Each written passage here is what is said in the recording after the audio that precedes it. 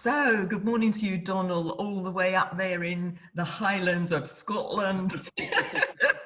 And I'm way down here in England, across the border. And we've decided, haven't we, that because we live from the same page about life, about mindset, about source, and everything that's going on this planet right now, we've got the same mindset, and we really want to share the chats that we so enjoy, because there's a lot of golden nuggets and a lot of information stored, I know, in your brain, and I know stored in my brain, and we just want to get it out there. So, Donal, I know you've got a lot of things that you feel very passionate about. That, yeah, you're very forthright, and rightly so. And you were just talking to me about cognitive dissonance, and we were going to start off by kind of talking about that. Yeah, good morning, and thanks, Hazel. I do think it's a good idea to start to archive some of these discussions, because they've gone to some really interesting places over, I mean, we've been working together now for about 18 months in total, and, more closely over the last year.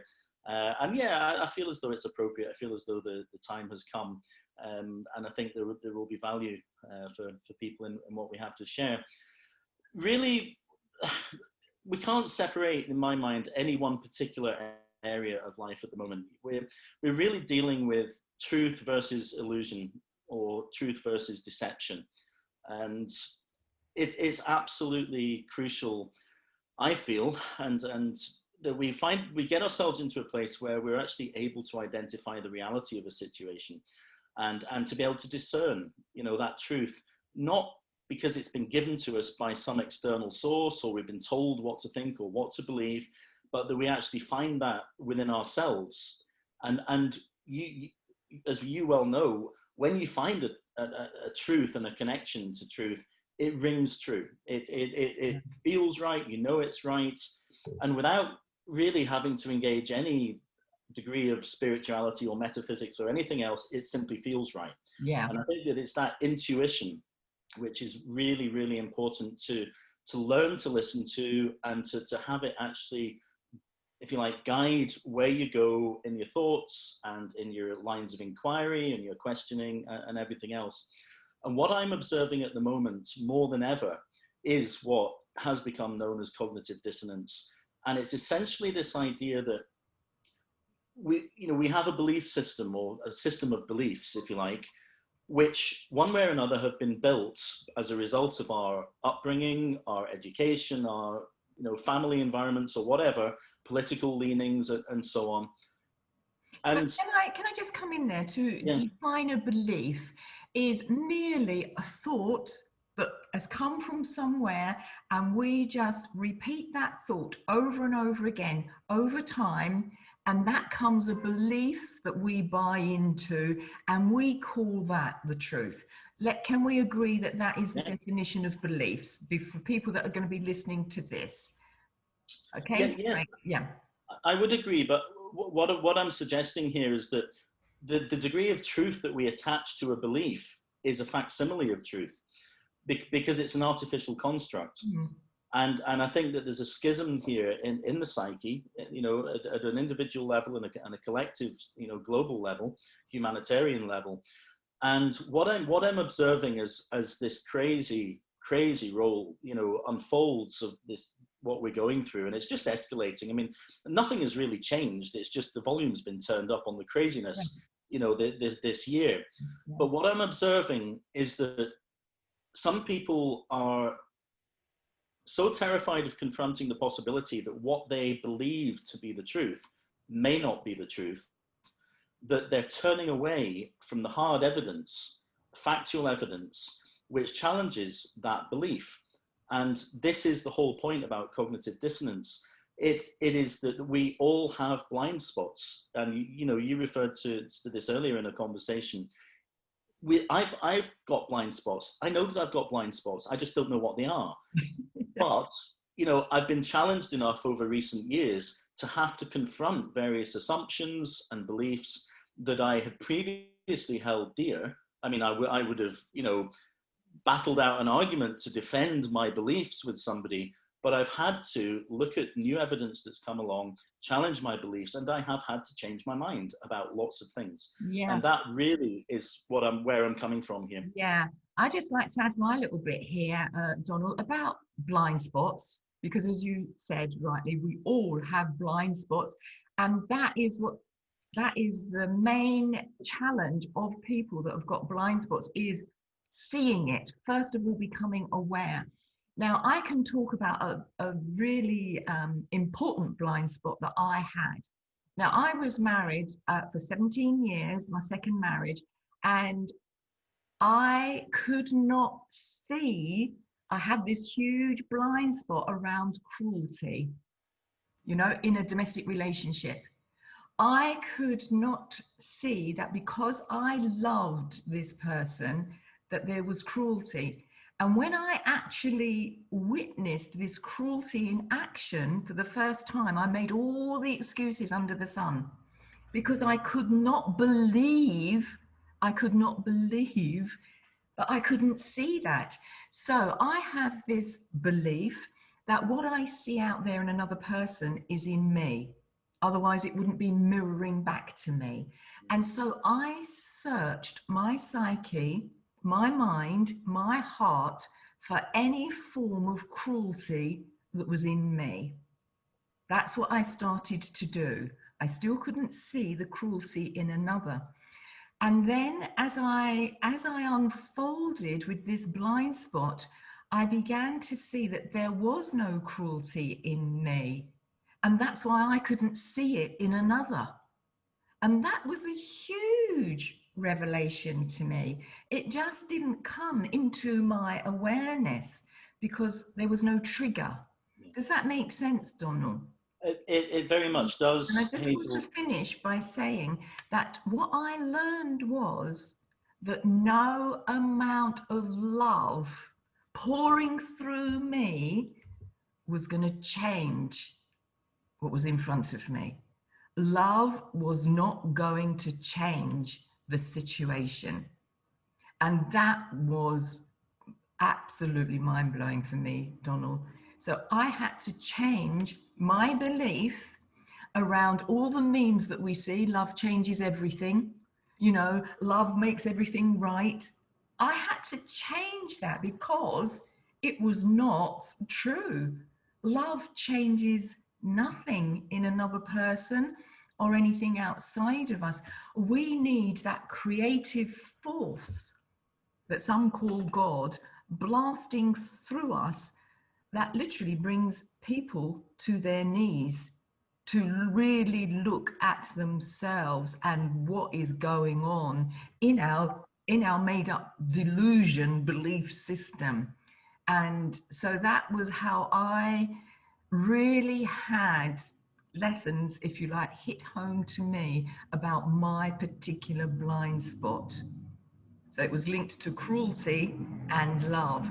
And that gave me a huge, deep understanding of humanity and how people stay in abusive relationships. Just one of the reasons. Does that make sense, Donal? It does. And I would have to say that it mirrors my own experience of, an unhappy marriage for a long time, from which I extricated myself 3 years ago. And I likewise, I don't want to make this too personal, but I likewise came to the point of realizing that nothing I did was going to change the situation other than extricating myself from the situation. Yeah. And in order to do that, I had to come to terms with the fact that I had been delusional. Yeah. I had fooled myself. I had actually hypnotized myself to believe that, I wasn't good enough and that I was the one at fault and that I basically had to fix this thing. And I put all of my energies into attempting to fix something that was unfixable and it was never going to work. That's right. But addressing the personal thing, I think as well, this is what is needed because people can relate now to you and me. We're not just talking broadly, we're bringing it right down to where the rubber meets the road, which is our own lives. And, how blind spots have caused us a lot of inner conflict, a lot of inner turmoil, and how that has changed us to move from the mind, which is where these beliefs are, to the heart, the inner self, where we find the truth about life and how it works. Yeah. Yeah. Yeah, I completely agree with that. And what I would say, Hazel, is that it takes me back to, I suppose, the start of the conversation when it comes to what we're dealing with on a, you know, a family, a community, a social level, a national level, a global level. You know, all these fractal levels that we exist in on the planet, is we because we don't have the cruelty in us, because we don't have, you know, that desire to deceive and to control and to manipulate things for our own ends, we project that onto the authorities around about us. You know, we've grown up accepting authority from our parents, from our schools, from, you know, our universities, from the professional disciplines within the universities, from the companies that we end up working for, from the banks, you know, from our politicians, from our journalists, from our media, from the church, or, you know, whatever religion Across the board. I've got a little story there about my mother. You know, obviously she was born in 1920, and the doctor was the ultimate authority. Yeah. The doctor just, no, the doctor says this, the doctor says that. And then, of course, I come along and I'm growing up in the 60s and 70s. I'm thinking, what's she talking about? You know? But that was her blind spot, her reverence and her deep respect for the doctor. And my dad had the same thing for the police and that level of authority. And I didn't realize, Donald, to my own experience, my husband lost his ring finger. And we went to, and I trusted the doctors because of my mum's belief projected onto me. Well, it must be true, must be true. And then in my early 20s, this happened, and his finger just wasn't healing because they had cut the bone in the wrong angle. And so this was in front of me, and I was thinking, why isn't it healing? I thought they knew. I thought they understood. So we went down the road a little way, and it wasn't healing. I realized doctors don't know everything. They just don't. Thankfully, it was rectified. But that is what changed the belief that I took on board from my mother, that doctors know everything, you know? And it might be a simple explanation, but as you say, that's across the board with the church, especially with financial institutions, especially what they want to hand out to us. So it takes a deeper level of really yearning to know how life on this planet, in this system, really works. That's where we start. I want to know how this system we're born into really works. From emotion to money to religion to spirituality, food is another one, isn't it? The way we are shown about food, and it bombards us. I was astonished to find that young people, young mothers, young fathers, I'm talking about, you know, like 30 years ago now, I was astonished that some of them didn't know how to cook potatoes. That really astonished me. And we've got this whole generation now that do not cook. They buy packaged stuff in because they're bombarded with it. It's easy. Thankfully, the tide is turning somewhat on the food. But yeah, so that was my thing, Donal, to show how my mother's belief about the doctor, I grew up and through osmosis took on that belief until I challenged it through an experience personal to me. So it's across the board. And now look here, we've got COVID, we've got the financial system that we're all a part of, money, we're all a part of it, whether we like it or not. And, you know, over to you, Donal, with what is happening there. Yeah, it's a huge subject, and it's actually it's of absolute existential importance. And we can look at any of the institutions that that we've identified, as being perceived as authority figures in our lives. And just this whole business of external, truth and authority, being told what to think, told what to believe, told how to behave. And it goes right back to, I mean, you can take about thousands of years. And this is one of the difficulties I think that people have in trying to address what's going on here.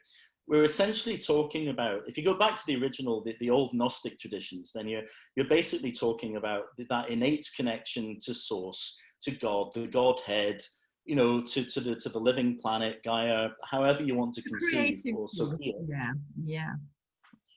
And then what you had was essentially a corruption of those Gnostic gospels, those Gnostic teachings. I mean, gnosis means knowing. It means that connection, just knowing internally that we are actually an extension. We are part of the Godhead. We're no different to any living flame that is a part of life in the universe. But what came along after that was essentially, the way I see it, the hijacking of that gnosis. That knowledge, those scrolls, those texts were buried, they were hidden. And if anyone is really interested in coming to terms with this, then go back and look up what happened at the Council of Nicaea in Rome with Constantinople. Constantine. So the Bible was rewritten. The Bible was absolutely rewritten, and it was designed as the operations manual for the Holy, inverted commas, Roman Empire. The empire was expanding fast, and it needed a way of subjugating the societies in the various parts of the world that it was expanding into. And so basically a fear-driven instruction manual enforced by a ruthless police force, for want of whatever the actual word was at the time. The church, it came in with its dogma, with its doctrine, with its suppression of the Gnostics. The Gnostics were heretics. They were the ones, the keepers of the wisdom, who ended up being burned at the stake and all the rest of it, because they were the fundamental challenge to this control system that was brought in. And the mechanism that they used is fear. That's what predicates all of these religious, like these fanatical religions, and I include Catholicism as a fanatical religion. They're all predicated on fear. And if they don't... Can I just come in? I know you're in flow, but now, and the one thing they do is they prevent their monks and nuns in some orders from laughing, because they know that when people laugh, and let's just say in the face of fear, the fear is gone. And so I agree with you, but I would also like to say that when the first king was brought to the masses, King Solomon, it was because the ordinary folk could not resolve their conflicts themselves. So the king, or the first judge, if you like, was brought in to help ordinary people reframe their squabbles and come from a right place. So the psyche of humanity was also changing. We can't put it all down to authority in the way that you're saying, although I totally agree, that it took that and ran with it. Don't make anyone laugh.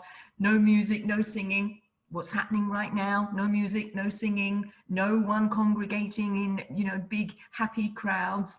And so coming back to my point, the ordinary folk fell from grace too. And what I mean by that is they lost the connection with that inner knowing, their own inner knowing. And so it had to be that someone who still had that connection to the inner knowing, in this case, King Solomon, and he, would judge and give his decision to what the people had to do. So, and to me, we've got Constantine and so on, and they come in with their rolling out their cruel ways, and the church carried it all on forward. So but we can't just, the point I'm trying to make, I think, Donal, is we can't just blame authority, those in authority. We can't. And that's part of the trouble, I see, as well. Do you? Yeah, I agree with you. What happened, I mean, obviously we weren't around at the time. Well, maybe we were, I don't know. But what basically happened is an abdication of personal sovereignty. Yes. At some point, through whatever means and in whatever circumstances, we collectively and then subsequently individually gave up our own authority, our own sovereignty, our own connection to source, and we started believing in the facsimile of truth that was coming from authority structures. Yeah. So yeah, I mean, it can't happen without our acquiescence. No. And I think this is absolutely essential for people to understand, you know, as we bring this discussion back to what's happening now, that the modality, the mechanism hasn't changed, and the solutions are just the same as they have ever been. Mm-hmm. And it is of absolutely universal, monumental importance that we rediscover our connection to source, our own truth, and our own sovereignty. And you can take that first principle into any area of life and of society that we're looking at now. But that's the whole thing as well, isn't it? That's why we've gone beyond the pale with what we as humans do on this planet, the way we treat each other. And we've only got to look at the rubbish, haven't we? In the streets, in the rivers, to know that that is the collective psychic rubbish. That to me now, having gone through many of my blind spots, I see that clearly. And how, you know, that could easily be cleared up overnight by governments. For example, banning plastic would be a good thing. Now, my point here is with COVID, they have passed laws overnight. They have passed laws overnight consistently, yet they cannot pass laws that ban plastic, for example, from tomorrow, unless it's furniture and it's going to last many lifetimes, okay? There would be some benefit, obviously, to plastic. So, you know, why? You know, these laws that benefit and are for the good of the planet and humanity take years and years and years to process. And yet we come to COVID and laws are passed overnight to further whatever the government's agenda is.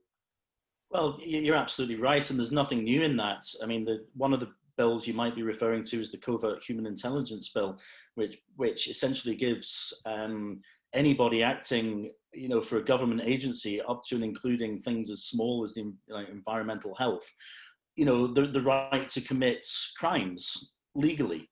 And you know, and that includes murder and torture and anything. Yeah. So it is very much about the will of the system to enact these things. But when it comes to benefiting the planet, and what again, one of the key things here, the technologies to emancipate humanity and to free the planet from what we've been told to believe in as an anthropogenic kind of self-destruction system where we're poisoning the planet through plastics and carbon and all the rest of it, and we're heating the planet up, and we're a virus on the surface of the planet that needs to be eradicated. The problem is that all of these constructs are artificially created because the technology has existed for a very, very long time to not depend on fossil fuels. And again, if anyone's interested in pulling a thread on this, go and look at Nikola Tesla's work. Go and look at the way in which he harnessed unlimited energy from the fabric of the vacuum of space-time. Yeah. It's all so well documented, but he was basically funded by JP Morgan, who then decided, you know, rather than free wireless distribution of power to the world, he wanted to charge people for sending it through copper wires. And he owns the copper mines. So there's no way that Tesla was going to get anywhere because he didn't have any money. Yeah. So, you know, all his patents were then stolen and have been sent underground. Yeah, yeah. And that brings us, doesn't it, very beautifully, because he didn't have any money. So money is the power, isn't it, on this planet? Those with the money dictate for good or for bad. So what do you think, let's move into the money situation, because people are crying out for help, you know, and it's not going to get easier for people who refuse to take off their blind spots or to look at their blind spots. So let's move into money, Donal, with that very good example of Tesla. It's absolutely fascinating. I mean, I grew up in the northwest of England on Merseyside in a family that had no money, you know, in a part of the town that had no money. And I grew up with a very jaundiced attitude to money. My stepfather especially was extremely parsimonious and resistant towards money. Anybody that had money was a filthy, exploitative capitalist. You know, it was a very socialist working class upbringing that I had. And I can remember even as a youngster, and going back to probably even only being about 8, 9 years old, you know, I'd arranged ways of making money. A friend and I had run an event on a Sunday afternoon that had tombolas and things and so on to make money because we needed money. We didn't have enough money. Yeah. And I can remember being absolutely lambasted for setting up an event where we were profiting from people coming and having a good time. So I was challenged even back then. I think my entrepreneurial side, you know, was trying to emerge. Yeah. And then I discovered that, okay, what I could get away with was going, I set up a car round. I went off on my grifter bike with a chamois leather and a bucket and a sponge and started washing cars in order to get money, because I needed money to do the things that I wanted to do because the family didn't have enough money. Yeah. And that was somehow acceptable because it was actually work. You know, it was perceived to be traditional work. Yeah. But nonetheless, I grew up in a very conflicted messages with regard to money. And actually, my mum's side of the family did have money. They had a hotel. And I grew up with the idea that they were somehow the scourge of the earth because, you know, they had money. Money, yeah. What the next stage I'll just move into, because this was absolutely fascinating to me. I managed to get a scholarship to one of the top public schools in the north of England, a place called Sedbergh near Kendal, when I was 11. I got an academic scholarship, a music scholarship, and I got myself there. My grandfather and one of my uncles had been there previously. So it wasn't costing us anything to go because I'd managed to get myself there as a result of passing exams. And what I discovered within the environment of that school, and this was pivotal to my understanding of what the way the world works, is that there we had children from some of the wealthiest families on the planet. Mm-hmm. I mean, they are the elites. They are politicians, the managing directors, the high-level journalists, the people, Saudis with oil companies, and all the rest of it. And so I got to experience like one extreme to the other of the way that people are between socialist working class and then the privileged wealthy. And I don't think it's possible to properly explain how massive that schism is, you know, between those two classes of people. Yeah, as you say, on the one extreme, you were the two extremes, weren't you? And now, of course, as I know you, you've got these two extremes, so you understand both ends of the spectrum, the psyche, which you absolutely need in order to bring that together to go forward to help people, which is what you're doing now. So yeah, can we come back to your story? It's fascinating. Yeah, but that's exactly it. And what there were three things that came out of this. One was that I was completely reviled by, you know, the kids in the school because I was a specimen from, I mean, they used to call everyone plebs. I mean, they made no bones about it. They had nothing but contempt for the common people. And I was horrendously bullied because I'd come from this socialist background. But I intellectually and academically and musically, you know, I was up there with the top echelons in that school. So I was a complete enigma to them and they really didn't know what to make of me. But I witnessed the cruelty. I witnessed the self-preserving psychopathy of the ruling elites. And I'm not going to, you know, equivocate about this. That is what goes on in their minds. It's normalized, it's institutionalized. They don't care. In fact, they have contempt for the rest of society. They only look after their own kind. So I got to see that, and I got to see wealth, but I also got how to work at first principles in any subject and then extrapolate beyond that. So I had a very, very intense and very valuable few years working there before I came back to the comprehensive system. So I came back from that world into this world. Yeah. And what coming full circle to the start of your question is that what I've come to understand is that people who are independently wealthy cannot be compromised. They can do what they like. I've got a friend and I think a shared acquaintance in Brian Rose from London Real, who, has been interviewing people for the last 8 or 9 years. And, the powers that be tried to shut down his channel, YouTube, and all the rest of it. Ofcom tried to shut him down. But Brian used to work as an investment banker. Now, I'm not saying that I think that's a good thing, but what is a good thing is that he became independently wealthy. They can't get to him because he's got enough money. And I was so pleased to see Brian having the resources and the wherewithal to succeed where other people would have been shut down for telling the truth. Yeah. And we can take that model and then start to apply it to our own lives. Yeah. We're looking at a situation where people are going to be forced to take universal basic income as the economy is shut down. The banking system is on the brink of collapse, a very carefully engineered collapse. And then people are going to be under pressure to conform to whatever the government says they have to do in order to get their universal basic income, to be able to travel, to be able to go to work, to be able to go to school or do anything. And that, is likely to include forced, vaccinations and whatever else they decide. Yeah. Yeah. And so fantastic. Yeah. So we come to this, after hearing you now, it is with your level of intelligence at the school you got the scholarship to, your level of intelligence, your academic prowess, your musical ability, the only thing that separated you in their eyes and that was so important was the money. Just the money. And that happens across the board with everybody. Yeah. The other thing, though, that separated, and I agree, absolutely true, but the other thing was compassion.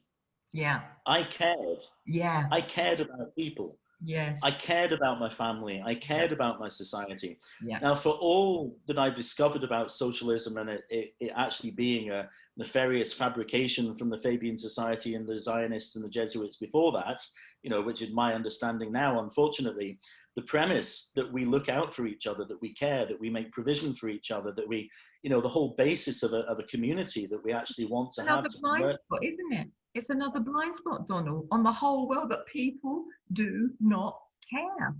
Unless, of course, they do. But what is so wonderful, and you and I both know this from our journey together in the financial world and the financial system, is that there are now people like yourself, like me. We do care. There are thousands upon thousands upon thousands of us who care. But there's only a small minority of that who know how to get their hands on the money without working for it, work till you drop. My doctor once said to my mum, hard work never killed anybody. What a lie that is. But anyway, I digress again. But now we do have the platforms. We do have companies that are coming to the fore with very, very wealthy individuals who also care. So now in 2020, we have a window of opportunity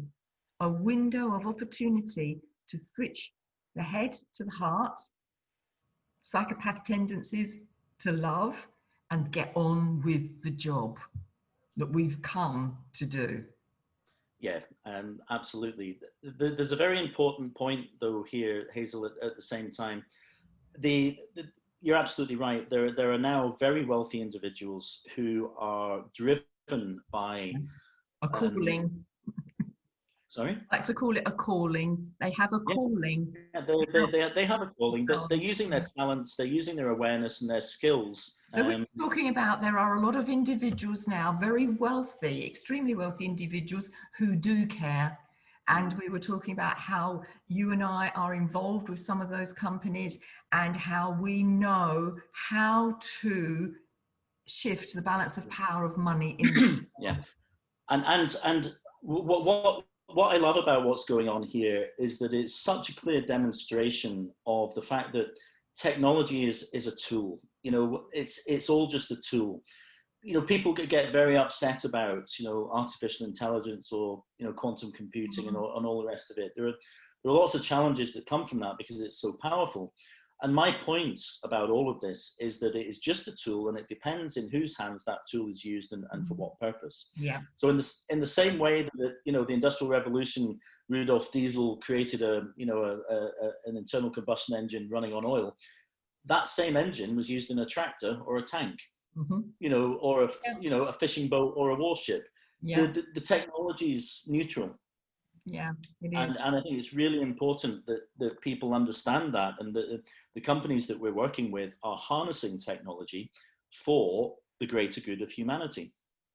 Now, the same thing is true of, when I reference Nikola Tesla and all of the technologies that he pioneered and developed. Again, it is just technology. They're devices that put out more, they harness energy from the universe. And they've been rubbished and discredited, and they've, the establishment's tried to tell us they violate the laws of thermodynamics. But it just simply means the laws of thermodynamics are incomplete. We don't actually understand them. We've come up with a very basic, crude, rudimentary model that kind of makes sense, but actually doesn't on closer scrutiny. And it's the same thing with the access to money. We're being told, oh, it's too good to be true. It's a scam. There's no such thing as universal abundance. Hard work never killed anybody. But the reality is that the ruling elites have had access and been using the free energy technology, and they've been using the access to financial technology for their own benefit and for decades. And to leave generational wealth behind them, a legacy for their families and so on. Which it's all documented if you research deep enough, like you obviously have, I have, and so we come to this place, this knowing actually of how this world operates. So, having said all that we've said on this first call that we've done, and I know we intend to do more because we could go on forever talking about these things, but the most important thing and the most pressing thing for me, Donal, now in this phase of my life is to educate people as fast as we can of how to get out of the matrix, the financial system that is so corrupt that it beggars belief how corrupt it is, which is the blind spot, isn't it? We cannot believe that people are so corrupt. So we have this thing, for example, high street banks here in England, we call them high street banks. We get 1% a year on all the money that's poured into these banks from us. And we know that the banks invest that money on the Forex market, and they receive phenomenal returns on that money. And yet they continue to perpetuate this idea that they are giving us so much, where in truth, they're giving us nothing at all, really. So what do you say to those people who continue to believe in that system? I think it stems from this belief in authority. I think that there's this whole idea in people's minds that because they're not capable of such cruelty, that that our beloved institutions aren't capable of that level of cruelty, that we are quite literally being given scraps and breadcrumbs from a table. And again, it's the cognitive dissonance. It's because the evidence is all there. It is all, as you said, it's all written, it's all published, it's all been researched. It's not even that hard to find. Things flash up in the media about corruption within the banks. HSBC is the Mexican drug cartel's money laundering bank.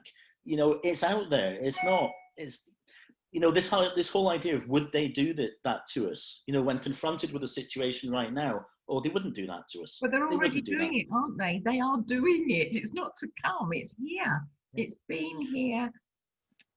Well, since the turn of the century, since we started having bank accounts, since the ordinary folk started having bank accounts, then we moved into, I can remember, checkbooks. I didn't have a credit card, but we moved into credit cards in my lifetime en masse.